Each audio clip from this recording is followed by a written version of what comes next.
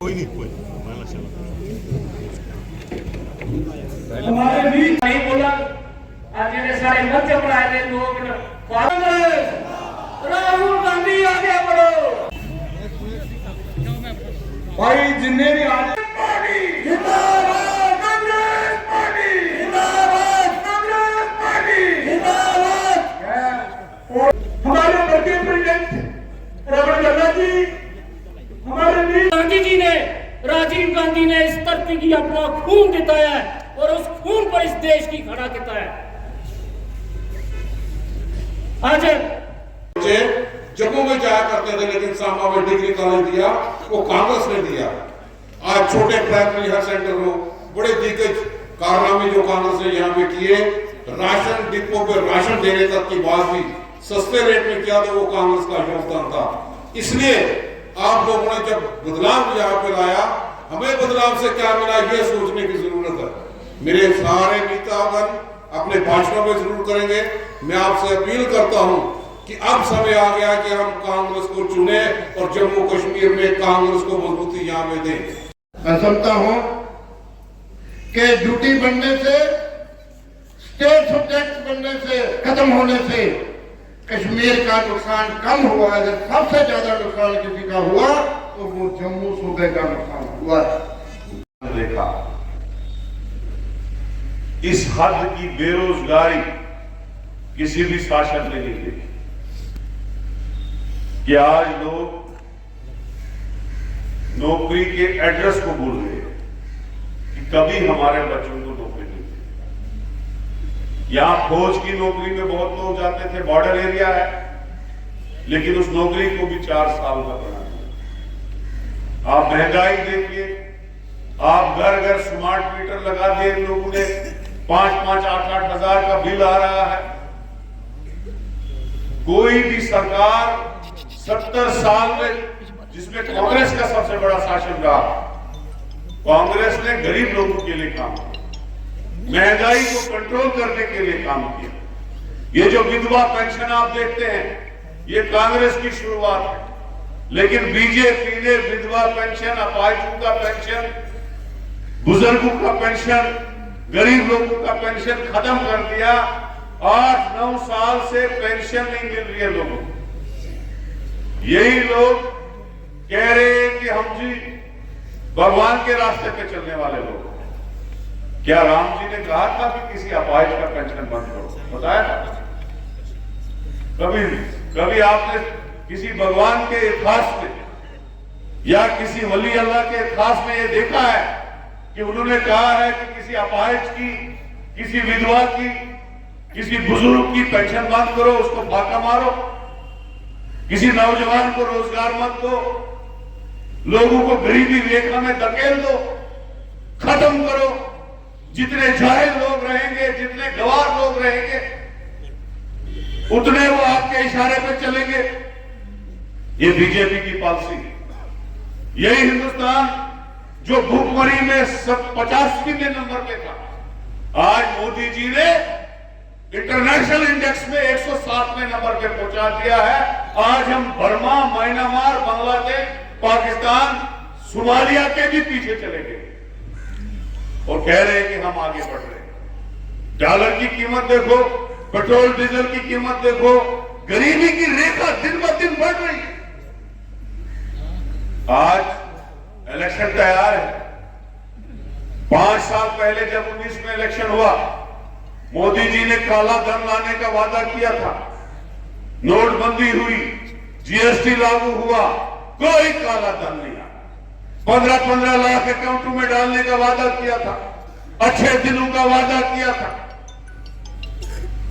जब 5 साल के बाद इलेक्शन में वोट मांगने की बारी आई तो पुलवामा का मुद्दा लेके शहीदों के नाम पे वोट निकलने चले। और आज 5 साल कुछ नहीं किया। सबसे बेकार गवर्नमेंट, जिसमें सबसे ज्यादा बेरोजगारी बढ़ी, जिसमें सबसे ज्यादा ड्रग्स में हमारे लोग बच्चे इन्वॉल्व हो गए क्योंकि उनको नौकरी नहीं मिल रही है। हमारा पीएम रिटायर हो रहा है, कोई नहीं लग रहा है।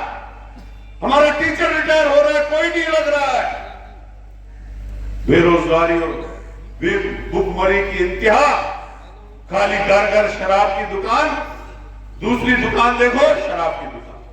खनन माफिया इन लोगों ने लाया, इस जम्मू कश्मीर को इन लोगों ने लूटा, इस जम्मू कश्मीर को हिस्टोरिकल स्टेट से यूटी में तब्दील कर दिया, स्टेटस छीन लिया, लोगों की जमीनें छीन ली, जो 50, 100, 200, 300 साल पुरानी जमीनें लोगों के पास पड़ी थी, रोशनी एक्ट इन लोगों ने खत्म। अब इन सब चीजों में पर्दा डालने के लिए दोबारा इलेक्शन 1.5 महीने के बाद है, दोबारा इन सब बेरोजगारी को पर्दा डालने के लिए, महंगाई के ऊपर पर्दा डालने के लिए, जो स्टेट इन्होंने छीनी उसके ऊपर पर्दा डालने के लिए, 10 साल जो इन्होंने जुल्म किए उनके ऊपर पर्दा डालने के लिए, जो इन्होंने हमारा बिजनेस खत्म किया, दरबारों को खत्म करके उस पर पर्दा डालने के लिए दोबारा 1.5 महीने पहले इन्होंने मंदिर मस्जिद की कहानियां शुरू कर दी लोगों। जैसे इन्होंने पिछली बार शहीदों के नाम पे वोट मांगे और बात तो इन्हीं के गवर्नर ने कहा यह तो इन्हीं की गलती, और मोदी जी ने फोन करके कहा था कि आप इस पुलवामा इश्यू को मत उठाओ। तो आज भी वही गाने बजाने शुरू हो गए कि भैया मंदिर मस्जिद के नाम पे, हिंदू मुसलमान नाम पे वोट एक आदमी का काम होता है कि वो बेरोजगारी के लिए, एक प्राइम मिनिस्टर ने 10 साल में क्या किया, इस मुल्क को आगे बढ़ाने के लिए क्या किया, हमारी फॉरेन पॉलिसी क्या रही, चीन ने इतना हिस्सा हमारा खाया, किसी ने बात तक नहीं की। तो ये सब चीजों पे वोट मांगा जाता है, लेकिन इन बीजेपी वालों की एक काम है, ये इलेक्शन आते हैं तो हमारे माइंड को दूसरी तरफ डाइवर्ट करते हैं, वोट लेते हैं और फिर 5 साल हमारी बर्बादी शुरू हो जाती है। हमारे जो 30 साल एक मैसेज जाएगा कि जब भी देश में कांग्रेस का शासन था और जम्मू कुछ कश्मीर में खुशहाली थी, लोग खुश थे, भाईचारे से, बिन सांप्रदायिकता से जम्मू और कश्मीर के लोग रहते थे।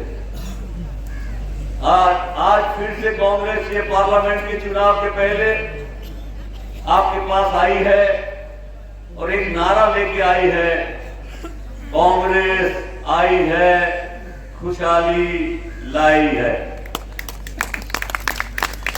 मैं कहूंगा कांग्रेस आई है, आ रही है, आप कहेंगे खुशहाली ला रही है। कांग्रेस आ रही है, खुशहाली आ रही है, कांग्रेस आ रही है, खुशहाली ला रही है। तो खुशहाली के लिए आज हम सब यहाँ इकट्ठा हुए। ये भारतीय जनता पार्टी वाले जब भी आते हैं वोट मांगने के लिए, चर्चा करते हैं, बात करते हैं, धर्म की बात करते हैं, जात की बात करते हैं, पात की बात करते हैं, गरीब की बात करते हैं, गरीबी मिटाने की बात करते हैं।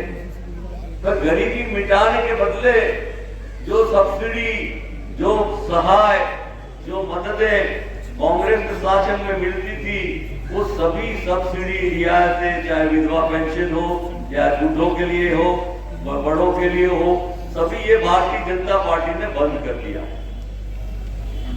ये व्यापारी पार्टी है। व्यापारी का मतलब ये नहीं कहता मैं कि व्यापारियों की पार्टी है। ये पार्टी व्यापार करती है। लोगों का जो पैसा टैक्स के हिसाब से जीएसटी और बाकी सब जमा होता है, वो पैसा जब सरकार की तिजोरी में आता है तो वो पैसा किसके लिए यूज करना चाहिए, किसके पास जाना चाहिए? वो जनता के पास जाना चाहिए, जनता की भलाई के लिए जाना चाहिए। उसके बजाय ये पैसा कौन ले जाता है? ये भारतीय जनता पार्टी वाले बड़ी बड़ी बिल्डिंगें, बड़े बड़े ब्रिज, बड़ी बड़ी बातें करके बनाने के लिए बना के वो उसमें से 30-40% कमीशन खा जाते हैं। ये कमीशन वाली पार्टी, ये दलाली का काम करती है। पहले अंग्रेजों की दलाली करती थी। पहले जब अंग्रेज थे तो आजादी की लड़ाई में कांग्रेस के नेताओं ने, कांग्रेस के कार्यकर्ताओं ने अपना खून दिया, अपना बहुत कुछ गंवा दिया, जेलों में गए।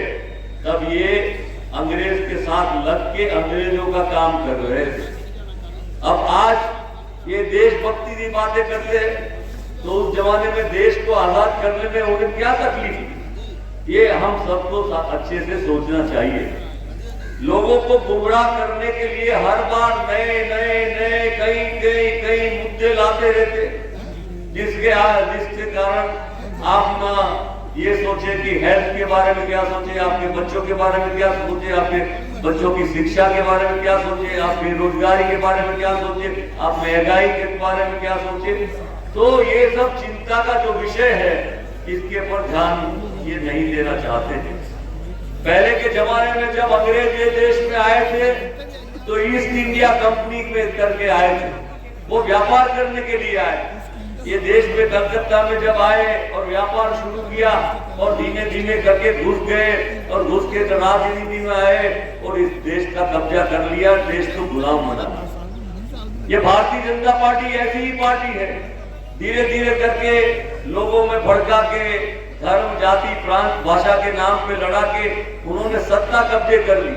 और सत्ता कब्जे करने के बाद ये सत्ता का मदद और सरकारी तिजोरी का पैसा जनता को मिलना चाहिए, उसके बदले उन्होंने वो अदानी अंबानी को देने का काम शुरू किया है।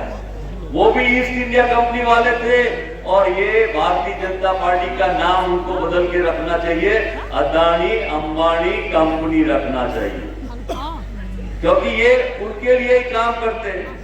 रोज बरोज कौन मजबूत होता जाता है, आर्थिक सक्षम होता जाता है, तो ये लोग होते जाते हैं। तो आज ये सांबा की मीटिंग से हम ये कहना चाहते हैं कि आने वाले पार्लियामेंट के चुनाव में जम्मू कश्मीर की पांचों सीटें हम सबको मिलके कांग्रेस के अलायंस इंडिया को जितानी है। और हम चाहते हैं कि ये लोकल बॉडी का इलेक्शन तो नहीं किया, कारगिल में लोकल बॉडी के इलेक्शन में ये हार गए, तो डर गए, उनको ये फील हुआ कि अगर हमने लोकल बॉडीज का इलेक्शन किया तो हम चुनाव हार जाएंगे और ये चुनाव हारने के बाद पार्लियामेंट भी हारेंगे। उनका बस चले तो पार्लियामेंट का चुनाव भी टाल दे अगले 5-10 साल तक और खुद ही बने रहे प्रधानमंत्री देश की सरकार चलाने के लिए। पर ये तो कॉन्स्टिट्यूशन है, अभी कॉन्स्टिट्यूशन बदल नहीं पाए हैं, बदलना चाहते हैं तो अभी ये चुनाव तो करना पड़ेगा। और जैसे लोकल बॉडी का चुनाव नहीं किया, मुझे लगता है असेंबली का चुनाव भी ये इस बार नहीं करना चाहते हैं, क्योंकि उनको डर लग रहा है कि असेंबली के चुनाव में इस बार जम्मू प्रांत से और कश्मीर से लोग इस बार कांग्रेस को और कांग्रेस के अलायंस को जिताएंगे और जम्मू कश्मीर की जो नई सरकार आएगी, चुन के आई हुई सरकार, ये इंडिया वाली कांग्रेस वाली सरकार बनेगी। वो सरकार बनेगी, वो जनता की सरकार होगी